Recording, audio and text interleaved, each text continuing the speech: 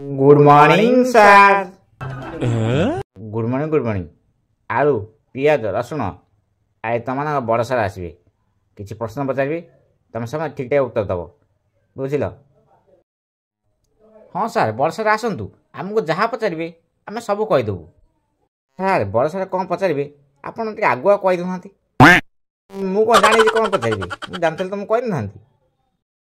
हौ सार आप जमा चिंता करतुनि आमे पूरा रेडी सब प्रश्न उत्तर देवा। हाँ तुम देखी उत्तर दब गाड़ी हॉर्न शुगला सार आसीगले बोधे आ बड़ सार आसिले गाड़ी रोल चेयर उपर बसिले। तुम सब भल अछ तुम मानकर जन जनक परिचय दियो। मु हूँ आलू गोटे क्लास रे 5 वर्ष है पढ़ुची। आ मु हूँ पियाज गोटे क्लास रे 4 वर्ष है पढ़ुची। आ मु हूँ रसुण आ तमें केत वर्ष है पढ़ुच कहलन तो। मु पूरा 6 वर्ष है गोटे क्लास पढ़ुची जमारू पास हो पारुनी। हाउ आ तुम मैंने एत वर्ष है पढ़िले तुम एक्सपीरियंस भल थी। पियाज तुम गोटे प्रश्न पचारि कह। हाँ सार पचारू ना तुमको गोटे कष्ट प्रश्न पचारि ना 10टा सहज प्रश्न पचारि। सारे गोटे कष्ट प्रश्न पचार ना मु कहीदेवी। अच्छा हो कहले देखी प्रथम राति है ना प्रथम दिन है। प्रथम पूरा दिन है। तमें केमी जान। सार आपण कहते कष्टिका प्रश्न गोटे पचारे एवं सेकेंड प्रश्न उत्तर मु देवी केमिति।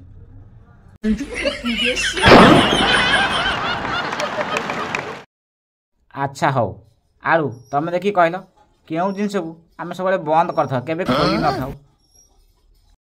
सारे खाली बंद कर केवे खोली न था।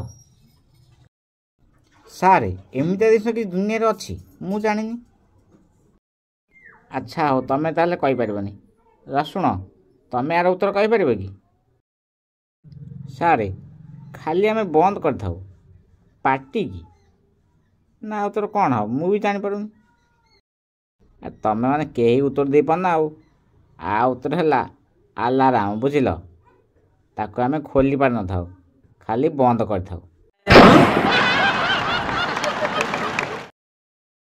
रसुण तुम गोटे प्रश्न पचार कहले देखी अन्नामा बापा 4 पुओ जनक नाम जानुआरी जनक नाम फेब्रुआरी जनक नाम मार्च तुम ए कह चतुर्थ पुअर नाम कौन।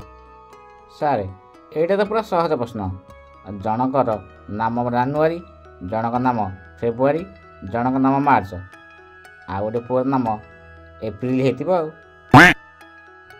पूरा भूल कर प्रश्न कम चली अन्ना बापा 4 पुओ अन्ना बापा 4 पुओ माने चतुर्थ पुअर नाम अन्नामा बुझल।